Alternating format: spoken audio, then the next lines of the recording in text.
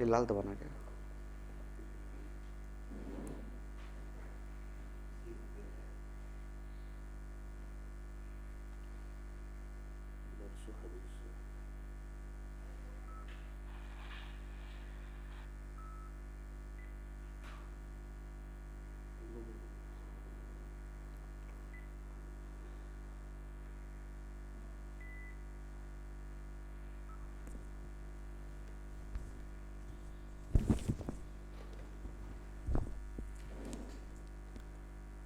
بسم اللہ الرحمن الرحیم الحمد للہ رب العالمین وبہ نستعین وصلی اللہ وسلم علی سید الانبیاء والمرسلین وعلی آلہ واصحابہ اجمعین ومن تبعہم بإحسان الی یوم الدین اما بعد۔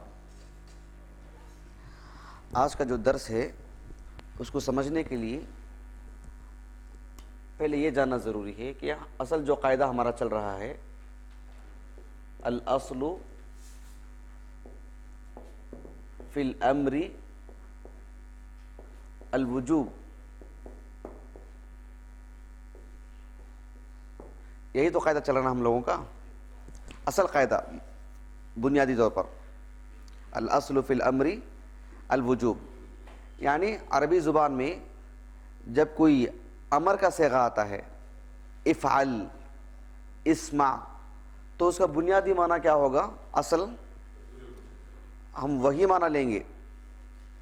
پھر اس کے بعد ہم لوگوں نے ایک زائد چیز پڑھے، ایک زائد چیز جو عموماً قواعد فقہیہ میں اس طرح کی تفصیل سے نہیں پڑھایا جاتا۔ وہ زائد چیز کیا تھی کہ امر کے صیغے کیا کیا ہیں، اس کی کیا کیا صورتیں ہوتی ہیں امر کی، ورنہ جو امر کی جو صیغے کیا کیا ہوتی ہیں جو ہم لوگوں نے پڑھے نہیں، اس کا تعلق حقیقت میں براہ راست قواعد فقہیہ سے نہیں ہے، اس کا تعلق اصول فقہ سے ہے۔ کس سے ہے؟ اصول فقہ میں اس کی زیادہ ضرورت پیش آتی ہے۔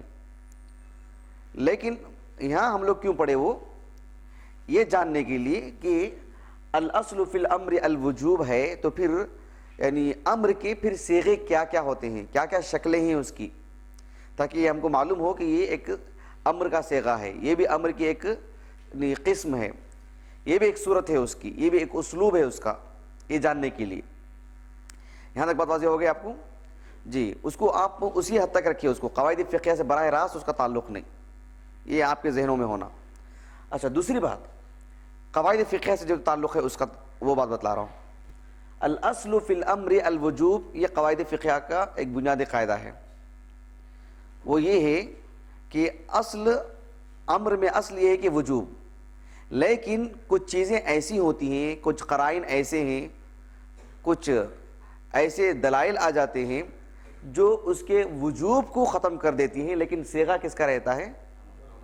امر کا رہتا ہے۔ تو اس کے بعد ہم لوگوں نے وہی پڑھا تھا، القرائن، یہ پڑھا تھا ہم لوگوں نے، القرائن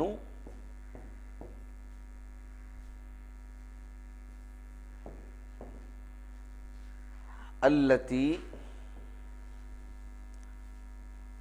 تدل علی عدم الوجوب،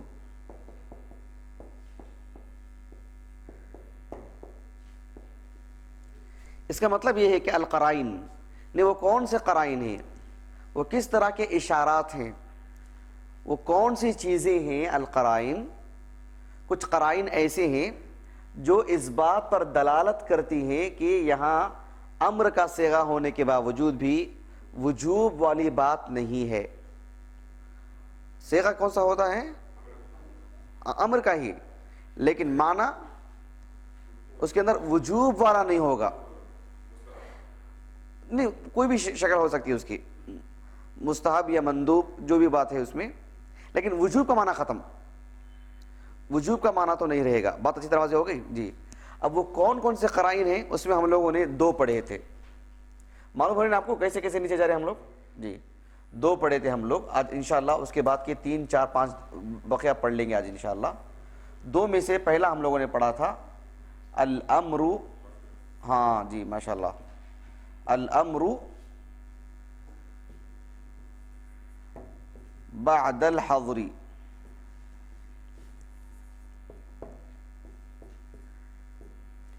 الامر بعد الحظر، اس کو مستقل طور پر ہم لوگوں نے پڑھا تھا الحمدللہ کہ جب امر صیغہ امر آ جائے لیکن بعد الحظر وہ کیا ہے، پھر پوری کلاس ہو جائے گی، وہ اب دیکھ لینا وہ انشاءاللہ. تو ایسی صورت میں بھی اگر امر کا صیغہ حظر کے بعد آتا ہے وہ ان قرائن میں سے ہے جو وجوب کو ختم کر دینے پر دلالت کرتی ہے، جسے وجوب ختم ہو جاتا ہے لیکن ہے امر کا صیغہ. وہ ایک صورت ہے، وہ حظر کے بعد اگر امر کا صیغہ ہے تو ایک. دوسری چیز جو ہم لوگوں نے پڑھے تھے الحمدللہ وہ یہ ہے کہ اذا جی نسخ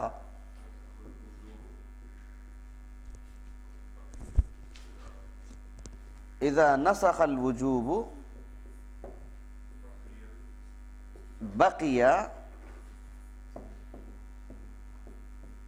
بقي الاستحباب.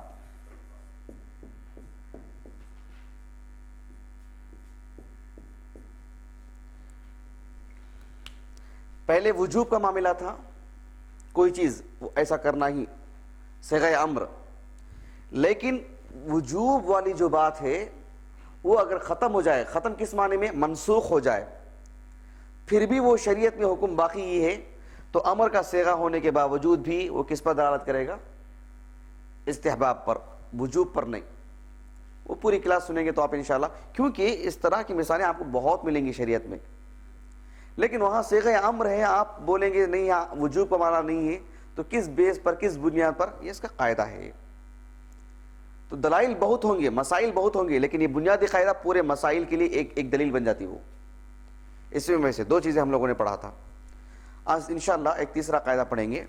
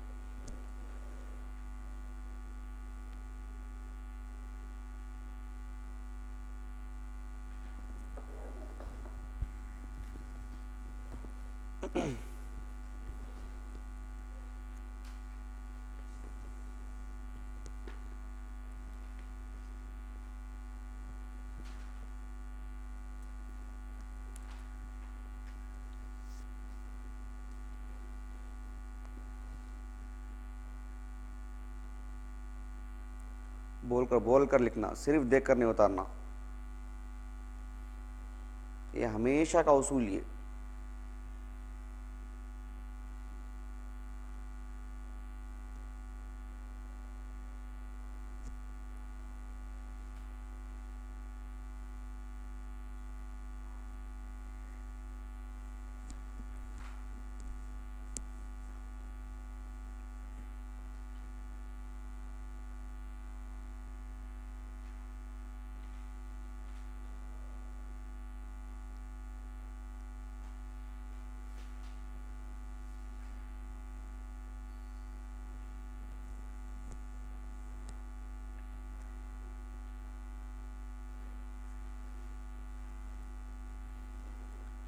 الاصل فی الامر الوجوب، یہ بنیادی قاعدہ. لیکن کچھ استثناءات ہیں. وعلیکم السلام ورحمۃ اللہ وبرکاتہ. کچھ قرائن ایسی ہیں جو اس بات پر دلالت کرتی ہیں کہ اس کا وجوب ختم ہو جائے گا، لیکن ہے صیغہ امر. ان میں سے ایک الامر بعد الحظر، دوسرا ہے قاعدہ اذا نسخ الوجوب بعد بقي الاستحباب. ایک تیسرا ہے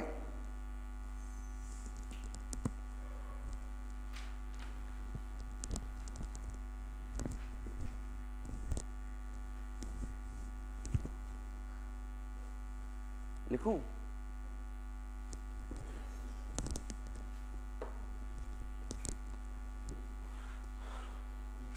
ہاں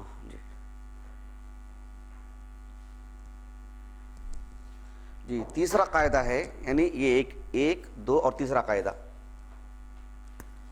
بول کے لکھنا. تعلیلہ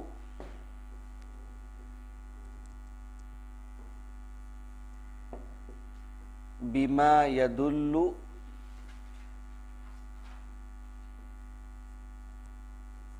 على انتفاء الوجوب.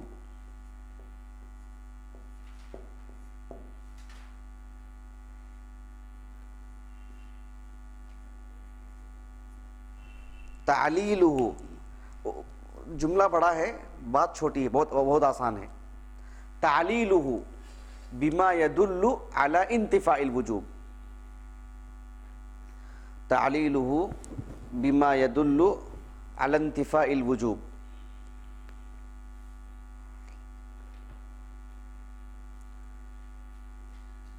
ظاہر میں جملہ بڑا ہے، بات سیدھی سادی ہے، اور مثالیں آپ کے سامنے آئیں گے تو انشاءاللہ بات اتنی آسان اور اتنی واضح رہے گی انشاءاللہ. دیکھیں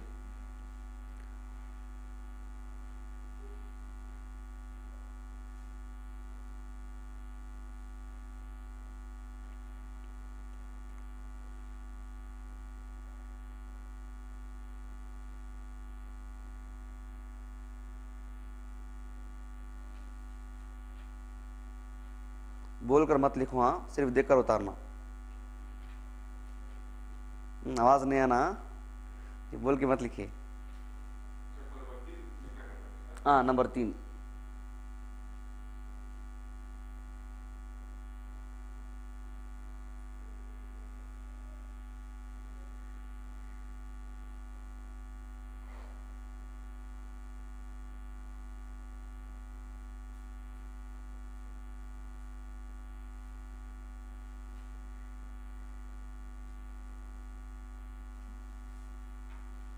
پہلے جو میں ضروری قرار دیتا تھا بول کر لکھنے کے لیے، ابھی وہ منسوخ ہو چکا ہے. ہاں اذا نسخ الوجوب بقی الاستحباب.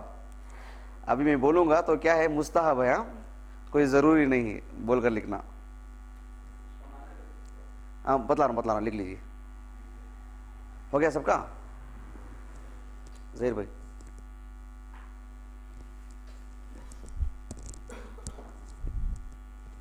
یہ نیچے کا مٹا دیتا ہوں.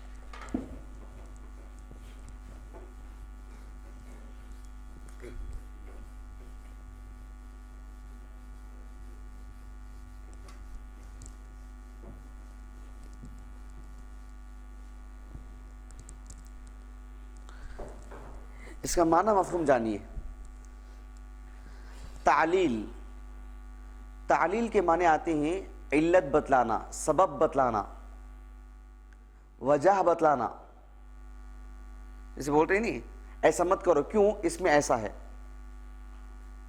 وہاں مت جاؤ، کیوں وہاں جانے سے ایسا ہے. ایک ہوتا ہے صرف براہ راست حکم دینا ایسا مت کرو بس، کیوں وہ سب نہیں پوچھنا. لیکن ایک ہوتا ہے کہ ایسا مت کرو اس لیے کہ اس میں ایسا ہے، آپ وہ کرو اس لیے کہ اس میں وہ ہے. اب جو اس کے بعد جو سبب جو بتلایا جاتا ہے الگ سے، اگر معاملہ ایسا ہے کسی حکم میں،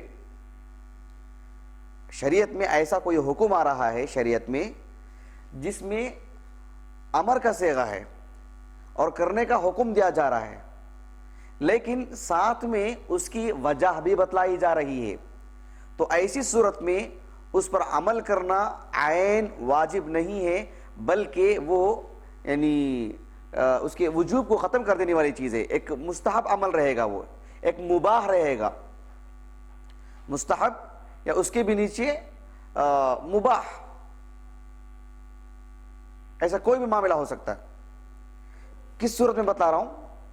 تعلیلہ، نے اس کی علت بتلائی جائے، اس کا سبب بتلایا جائے، اور اس کا سبب بتلانا ہی بما یدل، جو اس بات کی دلیل ہے کہ علی انتفاء الوجوب، کہ وجوب انتفاع ہو چکا ہے، وجوب ختم ہو چکا ہے. منفی بولتے ہیں ہم لوگ اردو میں، منفی عربی زبان کا جو لفظ ہے منفی، یعنی مثبت کے ضد میں، مثبت ثابت کرنا، منفی ختم کر دینا.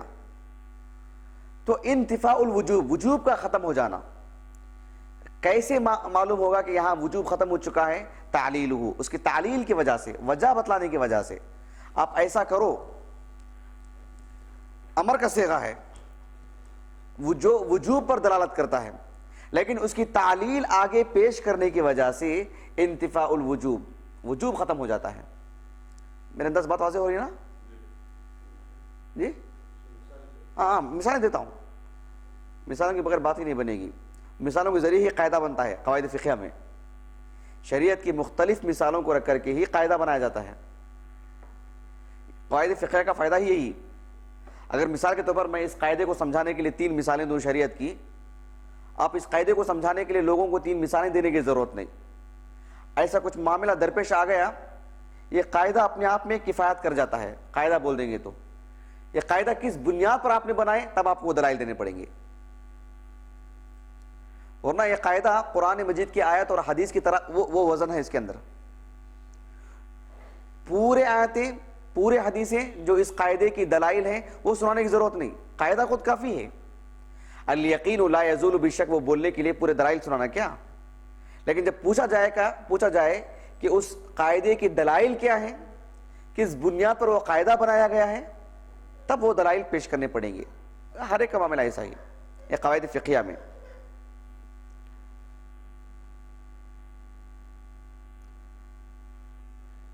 مفہوم واضح ہے اس کا؟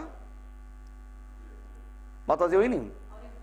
ہاں، یعنی کوئی بھی حکم ہو اسلام میں، شریعت میں، جو صیغہ امر ہے جس میں کرنے کا حکم دیا جا رہا ہے، لیکن وجوب پر دلالت کرنے والی جو چیز ہے اس کا وجوب ختم کیوں ہوگا اور کب ہوگا؟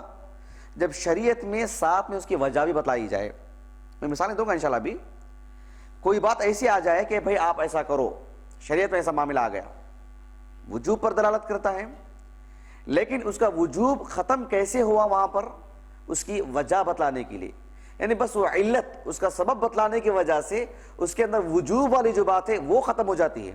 نہیں کرنا ہے وہ، لیکن کیا وہ نہیں کرنے کی وجہ سے آدمی گنہگار ہوگا؟ کیا اسے عذاب ملے گا؟ کیا ہم بولے کہ نہیں، اگر کوئی پوچھے نہیں وہاں تو وجوب کا معنی ہے نا، پھر کیوں عذاب نہیں ملے گا چھوڑنے کی وجہ سے؟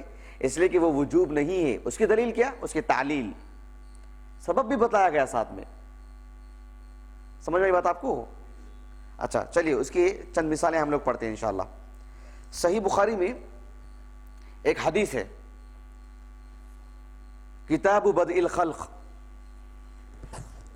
صحیح بخاری میں کتاب بدء الخلق،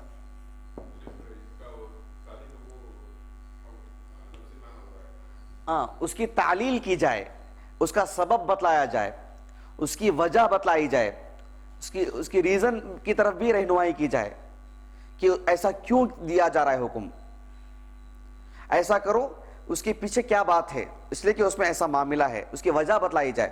تعلیل بتلاتے ہیں کہ اس کی علت بتلانا، اس کا سبب بتلانا، اس میں کیا کمی بیشی ہوتی ہے اس کی وضاحت کرنا، اس وجہ سے تم ایسا کرو، تم ایسا کرو، نہ کرنے کی صورت میں ایسا نقصان ہو سکتا ہے، تو اس پر عمل کرنا چاہیے، اس پر ثواب ملے گا آدمی کو، ایک مسلمان کو۔ لیکن کسی وجہ سے اس سے وہ کام نہیں ہو پایا تو کیا وہ گنہگار ہوگا؟ کیا تب ایسی بات آتی ہے، ورنہ ایسا نہیں کہ شریعت میں ایک معاملہ آ رہا ہے، شریعت میں حکم دیا جا رہا ہے اور ہم اس معاملے میں جو ہے غفلت کے شکار ہوں، یہ سمجھنے کی کوشش کریں کہ وہ وجوب ہے کہ نہیں ہے، وہ سب معاملہ نہیں ہے۔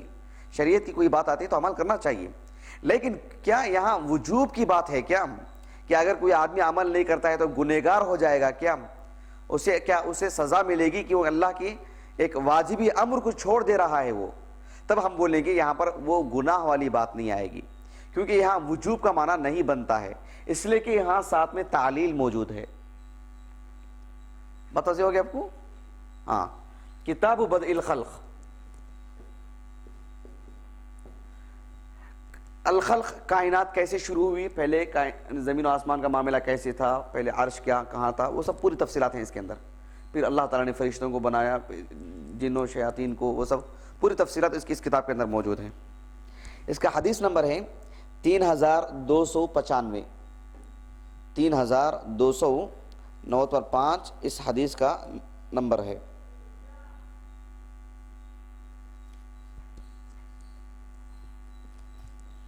امام بخاری رحمہ اللہ نے جس باب کے تحت یہ حدیث لائے ہیں، باب صفت ابلیس و جنودہ، ابلیس اور اس کے لشکر سے متعلق جو تعارف شریعت میں کرایا گیا ہے، وہ باب باندھے امام بخاری رحمہ اللہ۔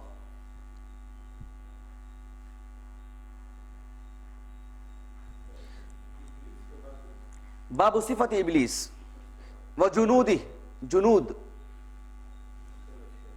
جی ابو ہریرہ رضی اللہ عنہ راوی ہیں اس کے، اللہ کے رسول نے کہا صلی اللہ علیہ وسلم، یہ حدیث پہ غور کیجیے آپ، اذا استيقظ، اذا استيقظ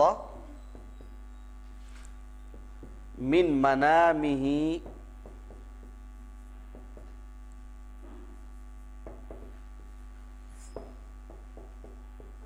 فتوضأ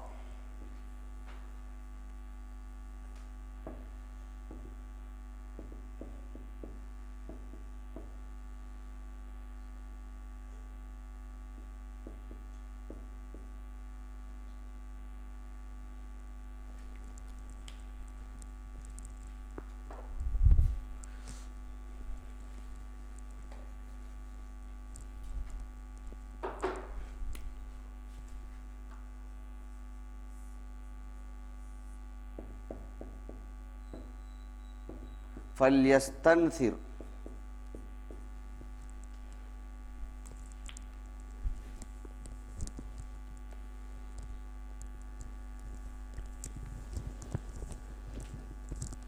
فلیستنثر ثلاثا،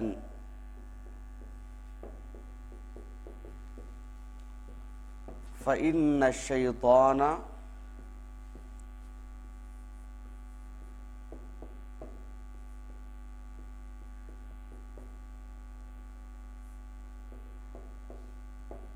یبیت فی خیشومتہ۔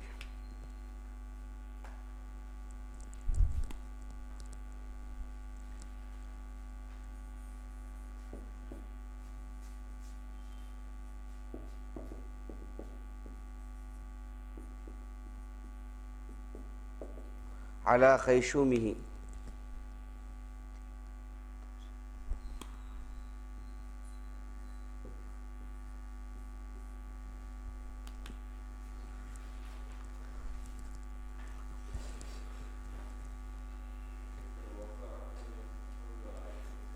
فلیستنثر ثا،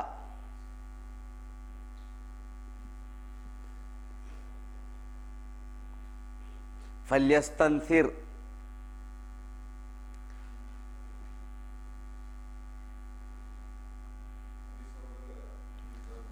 ہاں نو تو 5،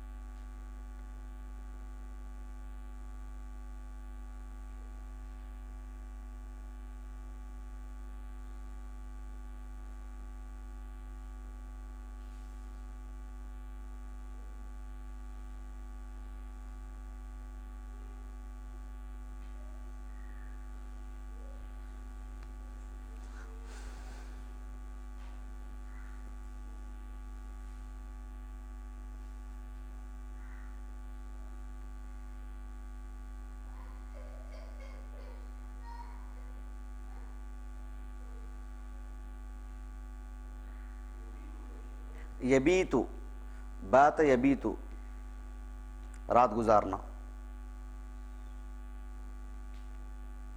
اسی لیے بیت کہا جاتا ہے عربی زبان میں گھر کو بیت.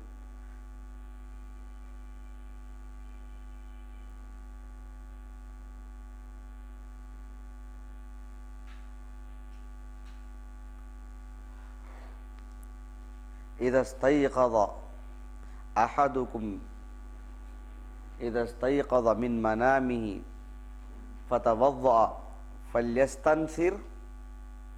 کیوں؟ فإن الشيطان يبيت على خيشومه.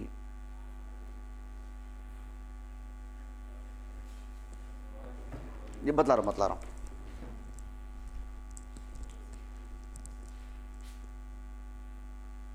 فَلْيَسْتَنْثِرْ،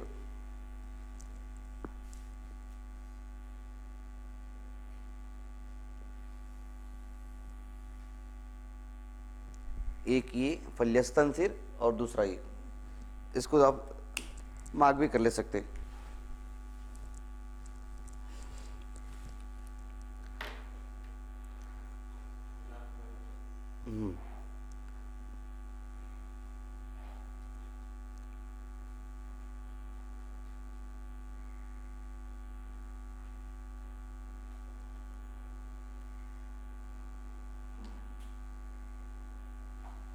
ٹھیک ہے بتلاؤں. معروف حدیث ہے یہ، حدیث بڑی معروف ہے، لیکن قاعدے کو سمجھنے کے لیے کیسے وہ حدیث معروف ہے. ابو ہریرہ رضی اللہ عنہ کہتے ہیں کہ آپ صلی اللہ علیہ وسلم نے فرمایا، ابھی نہیں ہو عبداللہ بھی آپ کا؟ ہاں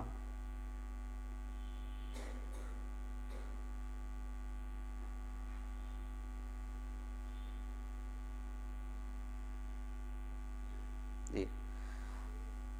ابو ہریرہ رضی اللہ عنہ کہتے ہیں کہ آپ صلی اللہ علیہ وسلم نے فرمایا اذا استيقظ من منامه. استيقظ بیدار ہونا، استيقظ بیدار ہونا. اذا استيقظ من منامه، منام نیند. جب کوئی آدمی بیدار ہوتا ہے، اس کا مفہوم کیا ہے؟ جب کوئی آدمی بیدار ہو جاتا ہے فتوضا، تو وہ وضو کر لے، تو وہ وضو کر لے. وضو کرتے وقت وہ فلیستنثر، بس حدیثوں میں پہلے اس کا حکم دیا گیا اٹھنے کے ساتھ ہی. فلیستنثر، اپنی ناک جھڑک دے، ناک جھڑکنا. کیوں؟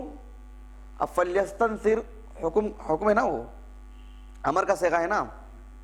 افعل اس طرح کا تو نہیں ہے. اسمع فعل مضارع پر جب لام امر لگتا ہے، پڑھے تھے نا ہم لوگ، اسی لیے وہاں بتلایا تھا میں الگ سے جو ہم لوگ پڑھے تھے نہیں، بہت ساری قسمیں کہ یہ بھی ایک اسلوب ہے، یہ بھی ایک اسلوب ہے، یہ بھی ایک انداز ہے، یہ بھی ایک صیغہ ہے امر کا. امر کے مختلف صیغے ہیں، صرف ایک ہی جو شکل ہے ہم لوگ جو پڑھتے آ رہے ہیں افعل، اسمع، اضرب، ایسا نہیں.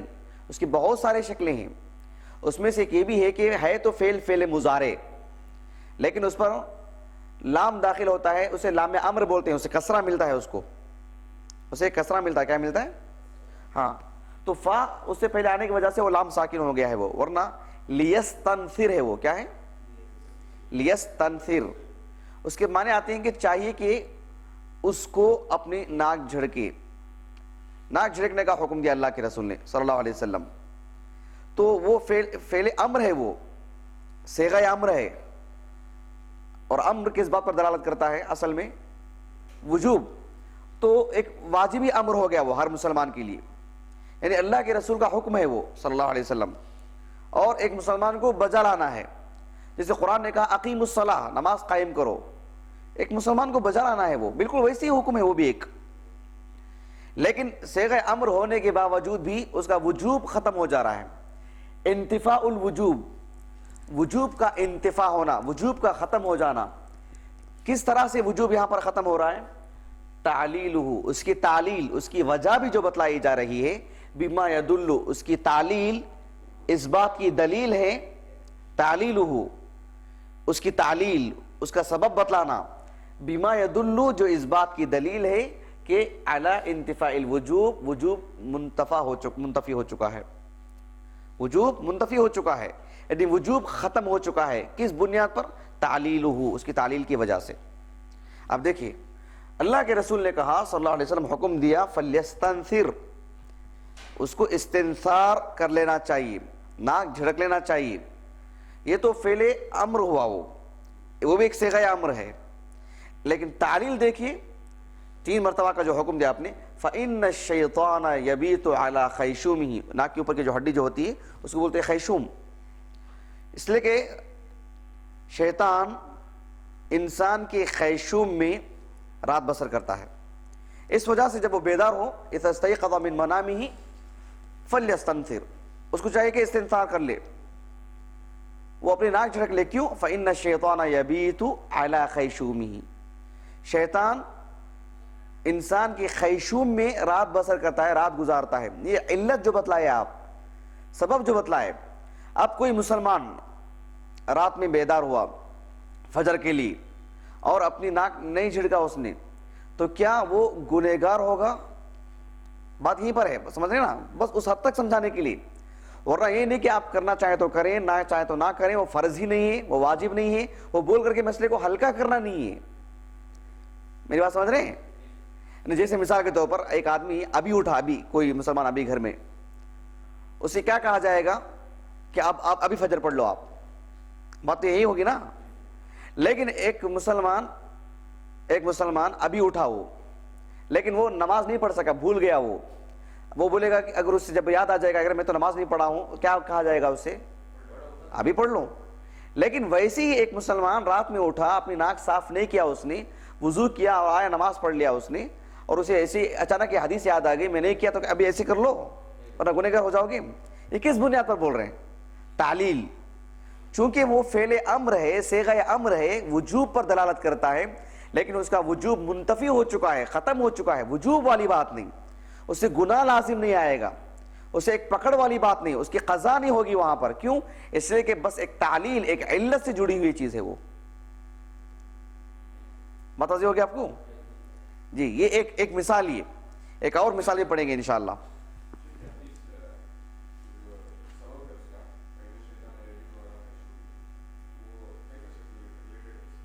کس سے؟ تعلیل سے. اس لیے کہ اس کی وجہ بتلایا آپ صلی اللہ علیہ وسلم، ناک صاف کرو. کیوں؟ کیا معاملہ ہوا؟ اس کی وجہ یہ ہے، اس وجہ کی بنیاد پر فلیستنثر. ہاں وہی بتلا رہا ہوں. یہاں جو حکم جو دیا جا رہا ہے نا، اصل میں دیکھیے تعلیل ہے. جب کسی حکم کے ساتھ تعلیل ہو، اللہ کے رسول صلی اللہ علیہ وسلم جب کوئی ہدایت دیتے ہوں کہ آپ ایسا کرو، اس لیے کہ اس میں ایسا معاملہ ہے. جب وہ وجہ جب بتلائی جاتی ہے، اس وجہ کی وجہ سے اس کا وجوب ختم ہوتا ہے، اس بنیاد پر کہ اگر اس کی وجہ نہ بتلائی جائے تو پھر اپنے آپ میں وہ اصل میں باقی رہے گا وجوب پر. لیکن وجہ بتلا کر کے یہ بتلانا مقصود ہے کہ اس میں ایسا معاملہ ہے، بس اس حد تک. اگر کوئی بھول گیا مثال کے طور پر، اگر کوئی آدمی اٹھ کر کے نہیں کیا ایسے، تو کیا وہ گنہگار ہوگا کیا؟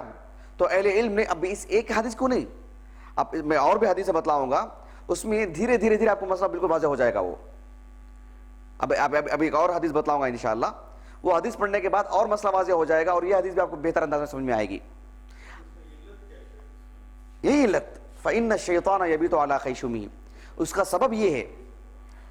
ناک جھڑکنے کا جو حکم دیا گیا بس ایسے ہی نہیں. اب دیکھیے بیدار ہونے کی اگر بات آئی تو ایک اور حدیث سنا دیتا ہوں، اچانک میرے ذہن میں آئی باذن اللہ. وہ یہ ہے کہ آپ صلی اللہ علیہ وسلم نے فرمایا کہ اگر جو آدمی رات میں بیدار ہو، جب اٹھتا ہے وہ، تو پانی میں اپنے ہاتھ داخل نہ کرے. کیوں؟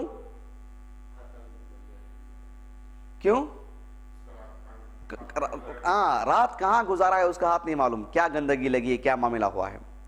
اگر کوئی مسلمان بھول گیا اور ہاتھ ڈال دیا پانی میں، گنہگار ہو جائے گا وہ؟ نہیں. کس بنیاد پر؟ جبکہ واجبی امر ہے کیا وہ؟ نہیں، وہ وجوب والی بات نہیں، کیونکہ وہاں پر ایک علت بتائی گئی ہے. وہ یہ ہے کہ اس کا ہاتھ کہاں رات گزارا نہیں معلوم، وجہ وہ ہے. اس وجہ کو بتلانے کی وجہ سے وجوب والی بات ختم ہو جاتی ہے. یہ کسی کا اجتہاد نہیں، یہ شریعت کا معاملہ ہی ہے. یہ کسی عالم کے اجتہاد پر مبنی نہیں ہے، یہ صحابہ کا فہم ہی ہے. شریعت ہماری ایسی رہنمائی کرتی ہے. اب ایک اور مثال دیتا ہوں انشاءاللہ. نہیں یہ جو بتلا رہا ہوں نا میں آپ کو اشکال کیا ہو رہا معلوم، جہاں تک میں سمجھ رہا ہوں آپ کو، یا آپ کو جو اشکال ہو رہا ہے کہ یہ کس نے کہا کہ اس وجہ کی ایسی کوئی سبب بتلا دیا جائے تو یہ ختم ہو جاتا ہے، وجوہ ختم ہو جاتا ہے، یہ کس نے کہا؟ یہی سوال آپ کا؟ نہیں نہیں نہیں نہیں نہیں، ڈاؤٹ نہیں، ڈاؤٹ ایک الگ چیز ہو جاتی ہے، وہ ریزن بول سکتے ہیں اس کو، ایک سبب، ایک سبب۔ اب یہ بات جو آپ کے دل میں جو بات کھٹک رہی ہے بحیثیت ایک مسلمان ہونے کی، وہ یہ ہے کہ جو ہے یہ کیسے معلوم ہوا کہ کیا کہیں بھی علت بتلا دی جائے تو کیا شریعت ہم کو ایسے کہتی ہے کیا کہ یہ واجبی امر ہے، لیکن علت اگر بتلا دیا جائے اس کا وجوب ختم ہو جاتا ہے؟ یہ کس نے کہا؟ یہ خود بھی اللہ کے رسول نے کہا صلی اللہ علیہ وسلم۔ اب جو حدیث پڑھنے جا رہے ہیں اس میں وضاحت ہے، پوری بات بالکل جو ہے واضح ہو جائے گی انشاءاللہ کہ آپ صلی اللہ علیہ وسلم نے ایک حکم دیے ہیں، اس کے ساتھ ایک علت بھی بتلائے ہیں، تو صحابہ نے اس کو واجبی امر سمجھے، تو آپ صلی اللہ علیہ وسلم نے فرمایا کہ وہ واجب نہیں ہے کیونکہ میں نے اس علت کی بنیاد پر کہا تھا۔ بات واضح ہو رہی ہے آپ کو؟ اب ایک مثال دیتا ہوں انشاءاللہ، تب بات اور واضح ہو جائے گی۔ ہاں نہیں سمجھا میں سوال کیا ہے؟ خیر اللہ، ہاں نا ماشاء اللہ، خیر اللہ کی بھی یہی بات، مثال لکھ کے رکھا ہوں میں خیر اللہ کی بھی۔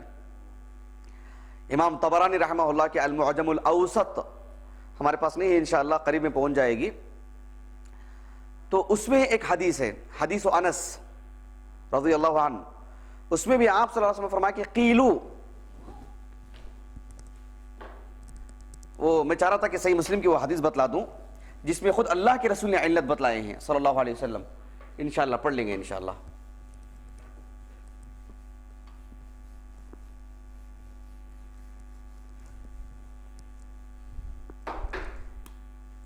المعجم الاوسط،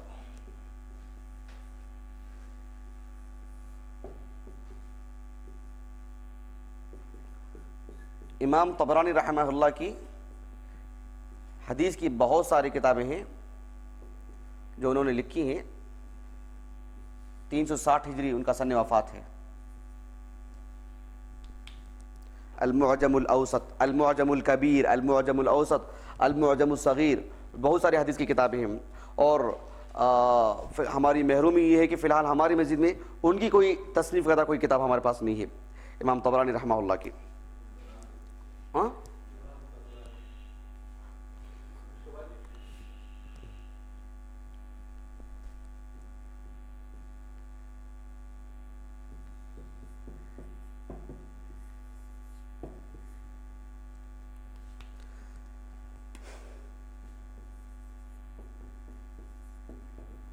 چلیے، وہ حدیث کیا ہے اس میں؟ حدیث انس رضی اللہ عنہ، آپ صلی اللہ علیہ وسلم نے فرمایا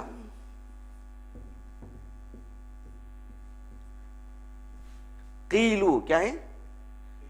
قیلو فإن الشیطان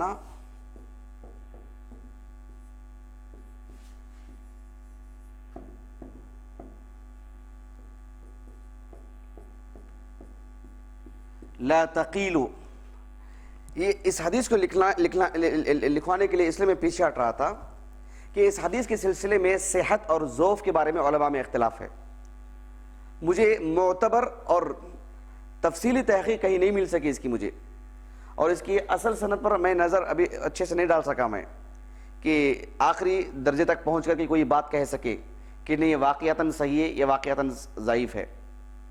یمن کے ایک سلفی عالم ہیں، انہوں نے صرف اتنا لکھ دیا کہ اسنادہ حسن، اس کی سند حسن ہے، لیکن کس بنیاد پر، تفصیلی بات کہاں سے، وہ مجھے ابھی نہیں مل سکی، وہ کہ اسے پڑھ کر کے میں کسی طور پر میں اپنے آپ میں مطمئن ہو سکوں۔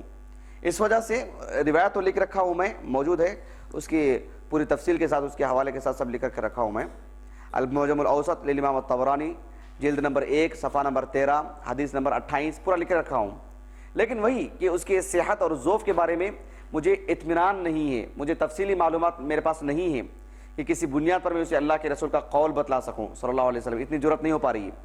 لیکن بہرحال کچھ اہل علم نے اسے حسن کہا ہے، لیکن ہمارے موضوع کی دلیل تو بن جاتی ہے، وہ ہمارے موضوع کی دلیل بن جاتی ہے، وہ یہی ہے کہ قیلو، تم قیلولہ کرو، قیلو تم قیلولہ کرو، کب؟ ناشتے کے بعد، ہاں جی قیلو تم قیلولہ کرو، یہ امر کا صیغہ ہے نا، قیلو تم قیلولہ کرو، تو کیا یہ واجب امر ہے؟ کوئی آدمی کوئی مسلمان قیلولہ نہ کرے تو کیا وہ گنہگار ہوگا، نبی کا نافرمان کہلائے گا؟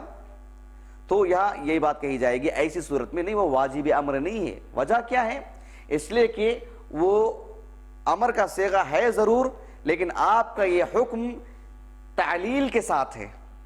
آپ کا حکم کیا ہے؟ تعلیل کے ساتھ ہے۔ وہ تعلیل کیا ہے؟ اس کی علت کیا بتلائی گئی؟ فَإِنَّ الشَّيْطَانَ لَا تَقِيلُ، شیاطین قیلولہ نہیں کرتے، اس لیے آپ کرو، ایک وجہ کے ساتھ۔ شیاطین نہیں کرتے ہیں، آپ کرو۔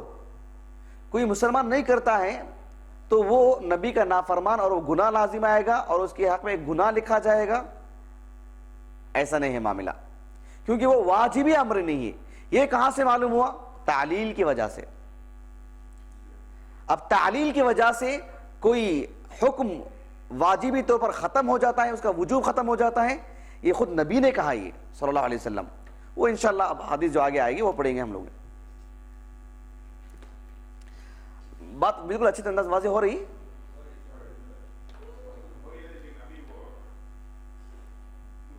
ہاں سمجھ رہا ہوں، یعنی وہ کس نے کہا کر، کیسی معلوم ہو رہا کر کے؟ ہاں انشاءاللہ اس حدیث کے بعد انشاءاللہ سب کو اطمینان ہو جائے، کیونکہ پڑھانے کے لیے آؤں تو سب سے پہلے میں مطمئن ہونا نا۔ جی وہ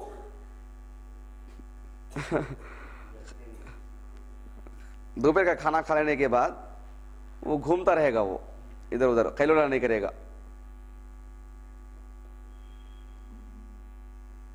دیکھیں صحیح مسلم کی ایک حدیث ہے، صحیح مسلم، جس کا حدیث نمبر ہے 1971۔ امام نووی رحمہ اللہ نے اس پر جو باب قائم کیے ہیں وہ بھی اسی قواعد فقہیہ کی بنیاد پر، یہ قاعدے، اسی قاعدے کی بنیاد پر باب قائم کی امام نووی رحمہ اللہ۔ حدیث نمبر ہے 1971۔ اصل میں تو اگر 5 منٹ تھوڑا زائد ہو جائے چلے گا نا انشاءاللہ، کلاس میں لیٹ ہوئی ہے کیونکہ یہ ذرا پڑھنا ضروری ہے۔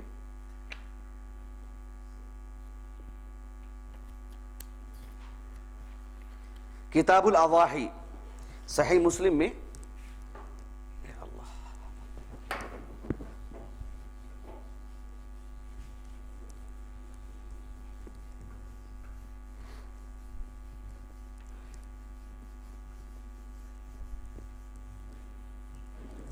ارے ٹھیک ہے،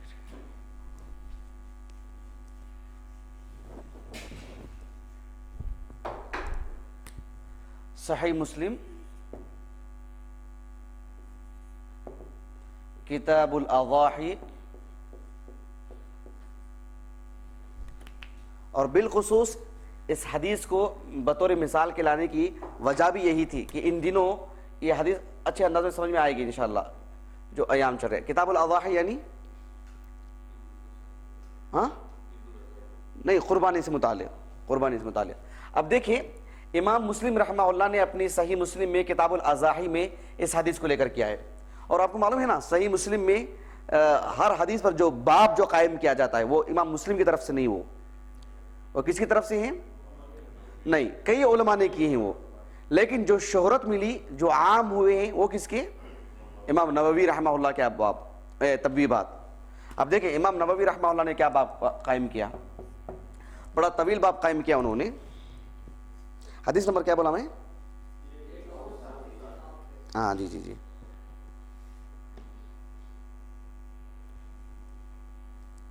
دیکھیں باب لکھیے، باب بیانی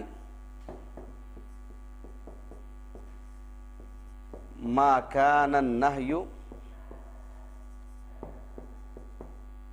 انشاءاللہ یہ حدیث پڑھ لینے کے بعد آپ کے اشکالات دور ہو جائیں گے۔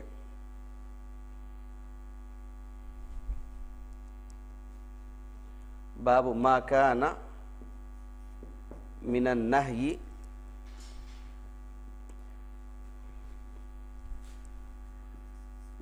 عن اکل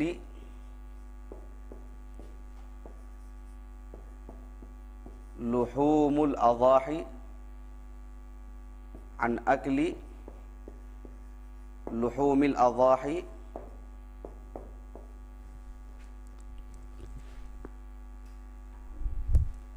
بعد 3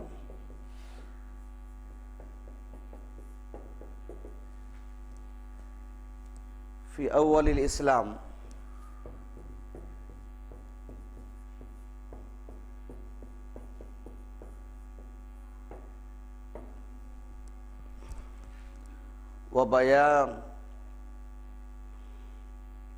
وبيان نسخه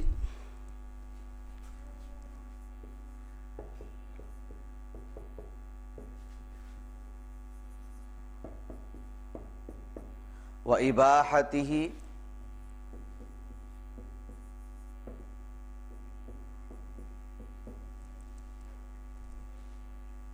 إلى متى شاء.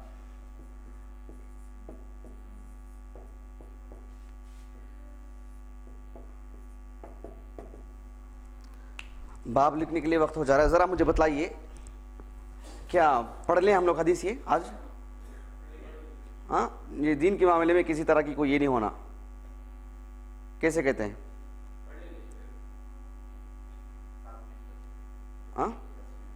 ہاں آپ لوگ جلدی لکھ لیں تو ہو جائے گا. پڑھ لیں گے؟ ہاں یہ بھی اچھی صورت ہے. تو پھر میرے طرف متوجہ ہو جائیے. ٹھیک ہے، اچھا یہ زیادہ اچھی صورت ہے. امام نووی رحمہ اللہ نے جو باب قائم کی ہیں اس باب پہ ذرا غور کیجیے. امام نووی رحمہ اللہ نے لکھا کہ اس میں اس بات کا بیان ہے کہ ما کان من النہی عن اکل لحوم الاضاحی، ما کان من النہی جو منع تھا اسلام میں، ما کان من النہی، النہی منع، نہی عن المنکر، جو منع تھا عن اکل لحوم الاضاحی، قربانی کے گوشت کھانے کے سلسلے میں جو منع والی جو بات تھی. کس طرح کا منع؟ بعد 3، صرف 3 دن کھانے کی اجازت تھی، اس کے بعد منع، اس کے بعد نہیں کھا سکتے. صرف کتنے دن اجازت تھی؟ 3 دن، اس کے بعد کھانے کی اجازت نہیں. فی اول الاسلام، اوائل اسلام میں، یعنی مدینے کی زندگی ہی میں.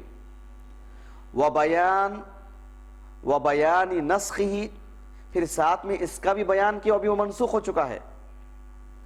واباحتہ، اب وہ مباح ہے، وہ 3 دن سے زیادہ کھانا چاہے کھائے، الی متی شاء، جب تک وہ چاہے. اب اس باب کے تحت امام مسلم رحمہ اللہ نے دونوں قسم کی حدیثیں لائے ہیں. پہلے وہ سمجھ لیجئے، دونوں قسم کی حدیثیں. کچھ حدیثیں ایسی ہیں جس میں اللہ کے رسول کا منع ثابت ہے صلی اللہ علیہ وسلم، کہ آپ نے منع فرمایا کہ 3 دن سے زائد کوئی نہیں کھانا گوشت، 3 دن تک رکھ کر کے کھاؤ، اس کے بعد صدقہ کر دینا، 3 دن سے زیادہ نہیں رکھنا آپ کے پاس. بعض صحابہ نے اس کو دین کا عین مسئلہ سمجھ لیے تھے، یعنی زندگی بھر. عبداللہ بن عمر بن خطاب رضی اللہ عنہ 3 دن سے زائد کبھی قربانی کا گوشت نہیں کھائے. وہ سمجھ رہے ہیں؟ منسوخ وہ ہو گیا ہے، وہ ان کو اس کا علم نہیں تھا. حتیٰ کہ عمر بن خطاب رضی اللہ عنہ ان کی شہادت کے بعد، عثمان بن عفان رضی اللہ عنہ کی شہادت کے بعد جو امیر المومنین علی بن ابی طالب بنے رضی اللہ عنہ، انہوں نے عید کے خطبے میں کہا تھا لوگوں سے 3 دن سے زیادہ مت کھاؤ کر کے. سمجھ رہے ہیں؟ اب اندازہ لگائیے کس قدر مسائل رہتے ہیں. کبھی کبھار صحابہ کو برسوں برسوں کسی چیز کا علم نہیں رہتا.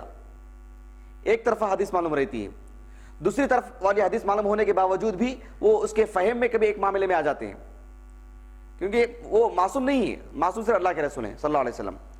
اب یہاں پر دونوں طرح کے احادیث ہیں. جو 3 دن والی جو منع والی جو بات تھی وہ ایک علت پر مبنی تھی، وہ ایک وجہ کی وجہ سے، ایک سبب کی وجہ سے. وہ سبب جس نے پیش نظر رکھا اس نے اس حکم کو یہی سمجھا کہ وہ واجب نہیں ہے. جس کے پیش نظر وہ وجہ نہیں تھی انہوں نے اس کو اسلام کا عین معاملہ سمجھ لیا. بات واضح ہو رہی؟ اللہ کے رسول نے جو منع کیا تھا صلی اللہ علیہ وسلم کہ 3 دن سے زیادہ نہیں کھانا، 3 دن سے زائد نہیں رکھنا اور نہیں کھانا، ایک وجہ پر وہ منحصر تھی چیز، وہ ایک سبب سے جڑی ہوئی چیز تھی. جن صحابہ کو وہ سبب معلوم تھا انہوں نے یہی مانا لیا کہ وہ فعل امر نہیں ہے، امر والی بات نہیں ہے. وہ صرف کیا ہے؟ ایک مستحب چیز ہے، وہ ابھی وہ چیز نہیں ہے، وجوب ختم ہو گیا ہے، کیونکہ وہ علت سے جڑی ہوئی چیز تھی۔ جن صحابہ کو وہ علت نہیں معلوم تھی تو وہ صحابہ اسے اسلام کا عین معاملہ سمجھتے تھے۔ یہاں تک بات واضح ہوگی آپ کو؟ ابھی حدیث پڑھیں گے۔ اس حدیث میں آپ اس جانب آپ توجہ دیجئے کہ اللہ کے رسول صلی اللہ علیہ وسلم خود رہنمائی کر رہے ہیں کہ وہ جو واجبی والا جو معاملہ تھا وہ ایک علت سے جڑا تھا، علت کی وجہ سے ایسا معاملہ ہے، خود اللہ کے رسول نے ایسی شرح کی ہے۔ اب اس حدیث پہ غور کیجئے آپ، حدیث نمبر 1970 پر 1، ذرا حدیث پہ غور کریں۔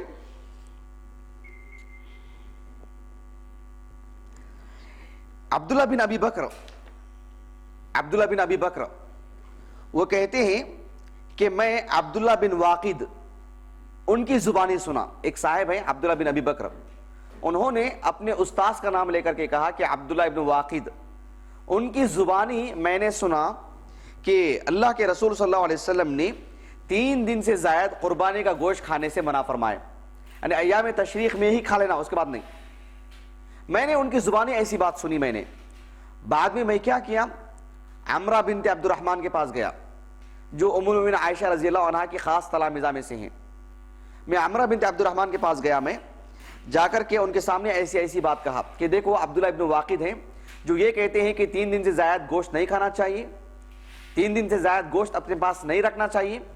تو یہ جو عمرہ بنت عبد الرحمن ہیں انہوں نے کہا کہ صدق، آپ کو جس نے بھی بات کہی ہے نا بات صحیح ہے، لیکن وہ کس علت کے ساتھ کس سبب سے جڑی ہے وہ میں آپ کو سنانے والی ہوں، سمجھ رہے ہیں؟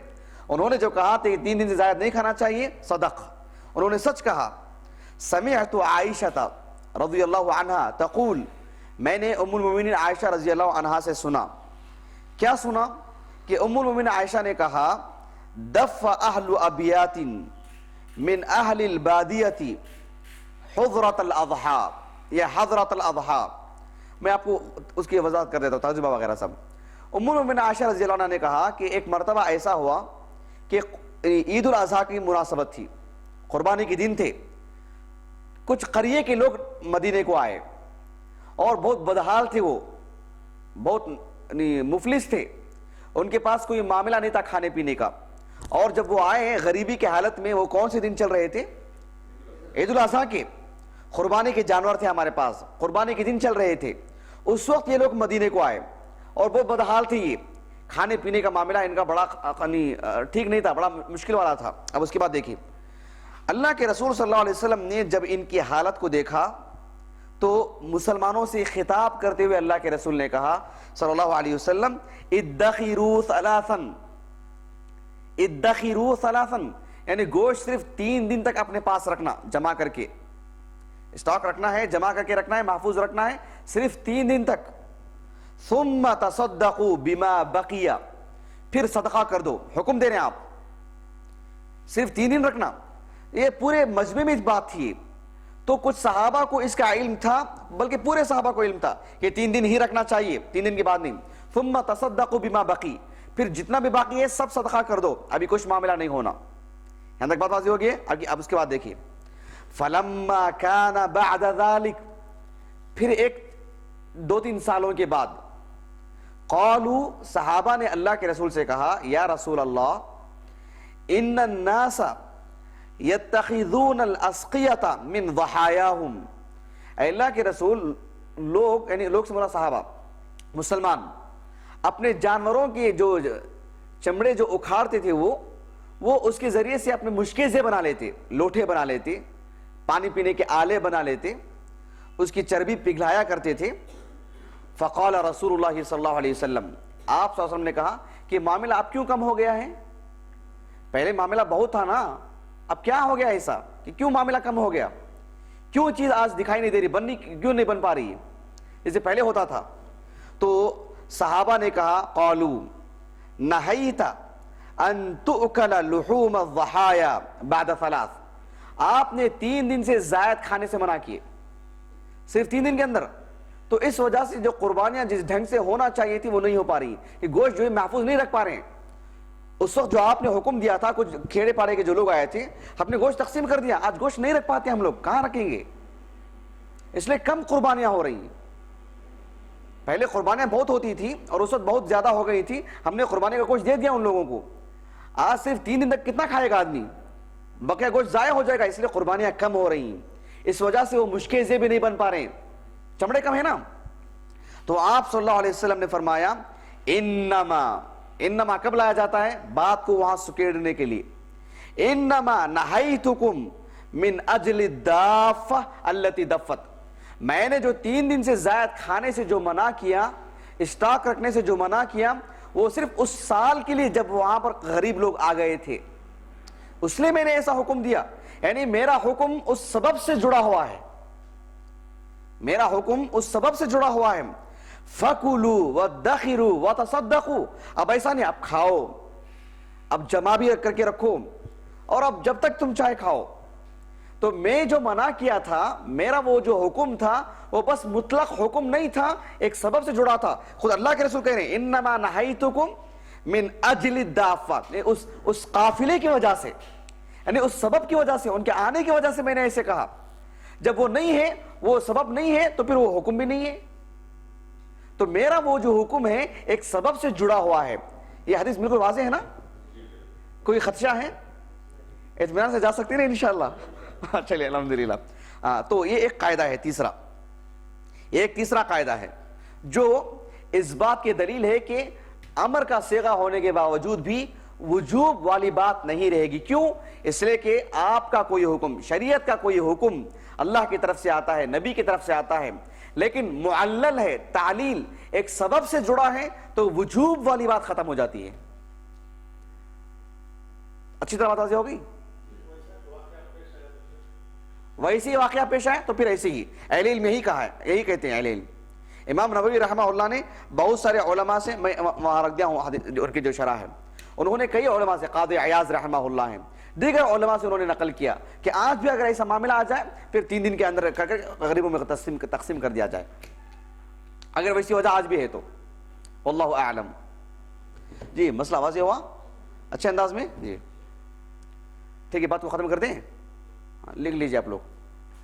سبحانک اللہم و بحمدک اشہد ان لا الہ الا انت استغفرک و اتوب الیک.